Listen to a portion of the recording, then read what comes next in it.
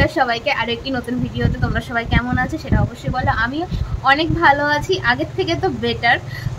Complication থাকে, সবকটা প্রেগনেন্সিতেই complication আছে, কম বেশি থাকে, আমারও আছে অল্প অল্প, কিন্তু এখন আপাতত আগের থেকে অনেক ভালো আছি। আর আজকে তোমাদেরকে 6 মান্থ অফ প্রেগনেন্সি আপডেট যেটা সেটা পুরোটা বলবো। তোমাদের যাদের 6 মান্থ শুরু হয়েছে বা 6 মাস, আমার এখন আপাতত এই 6 মাস আর কি শেষ হলো, 7 মাসে পড়বে, বা বলতে পারো আজকে 6 মাসের লাস্ট দিন। তোমরা যখন ভিডিওটা পাবে তখন অলরেডি 7th মান্থ স্টার্ট হয়ে যাবে। তো আমার যে কমপ্লিকেশানগুলো আমার 6 মাসে এসেছিলো, আর কি হতে পারে এবং কি বেবির সঙ্গে কি হয়, বেবি কতটা কি বড় হয়, তো সেই সমস্ত নিয়েই আমি তোমাদেরকে বলবো।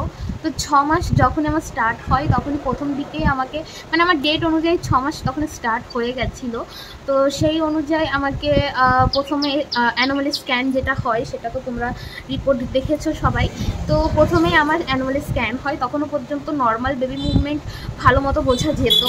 তো তখন পর্যন্ত বেবি মুভমেন্ট ভালো করেই বোঝা যেত, ও যখন কিক করতো সেগুলো বেশি বোঝা যেত। বাট যে মোড়ানো যে ভাবটা, মানে যেটা আমাকে ডাক্তারও বলেছিল, যেরকম কিছু মনে হয় যে কোনো কিছু একটা এই পাশ থেকে মোড়াচ্ছে ওই পাশে চলে যাচ্ছে, এরকম ধরনের কোনো কিছু, তো আমার ওরকম তখনও পর্যন্ত কিছু ফিল হয়নি প্রথম সপ্তাহের দিকে।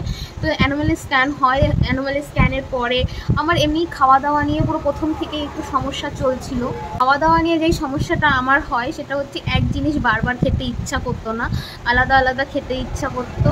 আর যেটা আমার মধ্যে হয়েছিল সেটা হচ্ছে আমার চিজ জাতীয় বা মিষ্টি জাতীয় জিনিসের প্রতি ক্রেভিংটা পুরো আগাগোড়া প্রথম থেকে, মিষ্টির দিকে যখন 3 মাস তখনের থেকে মিষ্টির দিকে ক্রেভিংটা বেশি হয়, যার জন্য হালকা সুগারও আসে আমার, যেটা এখন নেই আর।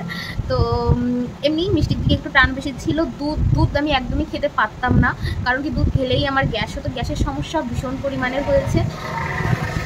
আর এটা যেটা 5 মাস যখন স্টার্ট হয়, 4 থেকে 5 মাস 6 মাস আমার পটির সমস্যা হতো, যেটা এখন আর হচ্ছে না। গ্যাসের সমস্যা হতো 6 মাস যখন আমার চলছে, 6 মাসের প্রথম 2 সপ্তাহ গ্যাসের সমস্যা হয়েছে, কিন্তু এখন মাঝে মাঝে হয়, খুব বেশি একটা হয় না। আর পটিতেও এখন কোনো একটা সমস্যা খুব বেশি হয় না। লাস্টের দিকে যে সমস্যাটা আমার হয়েছিল, যেটা আমি মনে করি সবারই হয় 6 মাসের লাস্টের দিকে, সেটা হচ্ছে উঠতে বসতে কষ্ট হয়ে যাওয়া।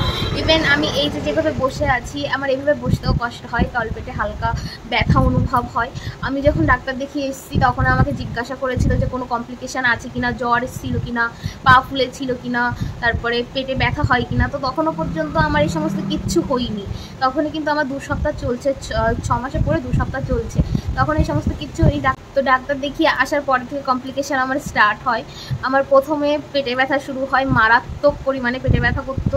মানে আমি যখন পেটে ব্যথাটা করতো তখন আমি উঠে দাঁড়াতেও পারতাম না, আমি হাঁটতেও পারতাম না, মুখের পুরো অবস্থাটাই পাল্টে যেত, মুখের এক্সপ্রেশন পাল্টে যেত, হাঁটতে গেলে কষ্ট হতো, সেটা মুখে ধরা পড়তো, এরকম আর কি।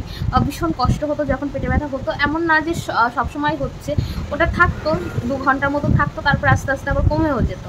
কিন্তু যখন হতো তখন আমি বসতাম, যখন মানে এবার যদি নর্মালি আমি বসি তো তখন ফিল হবে। আমি এখন যেভাবে বসে আছি এইভাবে যদি আমি বসতাম তাহলে ব্যথাটা ফিল হতো না, যদি আমি দাঁড়াতাম তবেই ব্যথাটা তলপেটে আর কি ফিল হতো, ব্যথা হচ্ছে, ভীষণ পরিমাণে ব্যথা হতো। তো তারপরে যেটা আর কি কমপ্লিকেশান আসে সেটা হচ্ছে পা ফুলে গেছিলো আমার 2 দিন।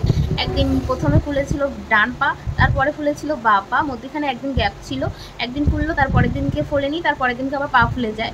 পা থাইয়ের হাঁটুর নিচের দিক থেকে ফোলা স্টার্ট হয়, গোড়ালি পর্যন্ত ফুলে গেছিলো, রগগুলো দেখা যাচ্ছিলো, নীল শিরাগুলো দেখা যাচ্ছিলো। তো আমার সঙ্গে আমার এই সমস্ত হয়েছে, আমার সঙ্গে কে কে রিলেট করতে পারছো সে কিন্তু অবশ্যই কমেন্ট করো যে তারও এই সমস্যাগুলো 6 মাস পড়তে হয়েছিল। তো আমার 6 মাস পড়তেই এই সমস্যাগুলো আমি সম্মুখীন হই বা আমার হয়েছিল।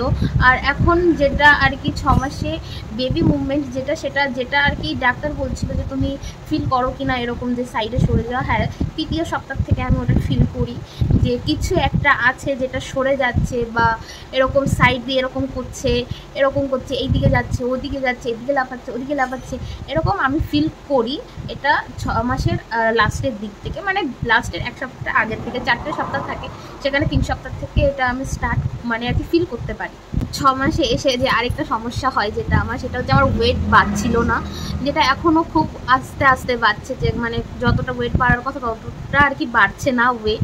আমার ওয়েট বেড়েছিল ফার্স্ট ট্রাইমেস্টারে, যখন মানে প্রথম 3 মাসে আমার ওয়েট বাড়ে। তো আগে অনেক ভিডিওতে বলেছি প্রত্যেকটা বডি আলাদা হয়, তার জন্য কিন্তু জরুরি না যে যখন আমার ওয়েট বেড়েছে তখন তোমারও ওয়েট বাড়বে। আমার প্রথম ট্রাইমেস্টারে আমার ওয়েট বেড়েছিল 3 কেজি পর্যন্ত ওয়েট বাড়ে আমার। আর তারপরে ট্রাইমেস্টারে আমার ওয়েট কমেছিল, তারপরে মানে সেকেন্ড ট্রাইমেস্টারে ওয়েট কমে তো যায় ঠিকই, কিন্তু তারপরে সেটা আর বাড়েইনি, ওটা নর্মালি ছিল। কিন্তু হ্যাঁ, এখনই একটু বেড়েছে, আগের থেকে 1 কিলো মতো বেড়েছে, অনেক কষ্ট করে। আর আমার ওয়েট বাড়ছে না, ডাক্তারও আমাকে জিজ্ঞাসা করছিল যে খাওয়া দাওয়া কি করছো না, নাকি ওয়েট কেন বাড়ছে না। তো উনি আমাকে একটা পাউডার দিল, তো সেটা সত্যি কথা বলতে আমি খেতে পারি না, ভালো প্রোটিন পাউডার না, এটা অন্য পাউডার, কিন্তু এটা আমিও খেতে পারি না। মাঝে মধ্যে খাই, দুধের সঙ্গে খেতে বলেছিল।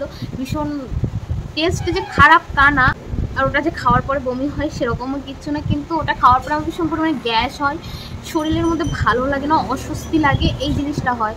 তো এই জন্য আমি মাঝে মধ্যে খাই। আর আমার হেলথের থেকে আর কি যারা এসেছিলো বলে যে বাচ্চা বড় করার জন্য দিয়েছে, তার জন্য আমি অল্প অল্প খাই, বেশি একটা খাই না। এবার তোমাদের 6 মান্থ স্টার্ট হলে যে সমস্ত সমস্যার সম্মুখীন হতে পারে তোমরা সেগুলো তো জানলেই, এবং কি এর মধ্যে কমন যে কয়টা জিনিস সেগুলো হচ্ছে পা ফুলে যাওয়ার একটা সমস্যা হতে পারে, বারবার ইউরিন পাস করার একটা টেন্ডেন্সি একটা সমস্যা হতে পারে। এটা মনে হবে যে ভীষণ জোরে ইউরিন আর কি এসছে, কিন্তু আদৌ সেটা হয় না। তো এই একটা সমস্যা হতে পারে, পেটটা খুব ভারী ভাব লাগতে পারে, আরও তো দিন পড়ে রয়েছে। তো তার জন্য বলবো যাদের 6 মান্থ স্টার্ট হয়েছে, গুড লাক, আর অনেক ভালো থাকো, সুস্থ থাকো। খাবার দাবার একটু অন্য জিনিসে ক্রেভিং হতে পারে, একই খাবার বারবার খেতে ইচ্ছা নাও করতে পারে, হয়তো মানে বাইরের আমার যেরকম চিজ জাতীয় দুধ জাতীয় জিনিস খেতে ইচ্ছা করতো, কিন্তু ঘি একদম ইচ্ছা করতো না। কারোর ওরকম ইচ্ছা করতে পারে, কারো ঝাল বা একটু চটপটা টাইপের জিনিস খেতে ইচ্ছা করে, কিন্তু বাইরের খাবার যতটা অ্যাভয়েড করতে পারো করো, আর বাড়িতে যতটা বানিয়ে খেতে পারো খাও। আমি দুধ খেতে পারিনি, কিন্তু তোমরা যদি পারো অবশ্যই দুধ খাওয়ার চেষ্টা করো, খুব ভালো। যদি তোমাদের কারোর কোনো প্রশ্ন থাকে তাহলে অবশ্যই কমেন্ট করে বলতে পারো, আর আমার মতো সেম জিনিস কাদের হয় সেটা কিন্তু অবশ্যই কমেন্ট করে বলো, আর সাবস্ক্রাইব করে দাও। অনেক ভালো থাকো, আমার পাশে থাকো।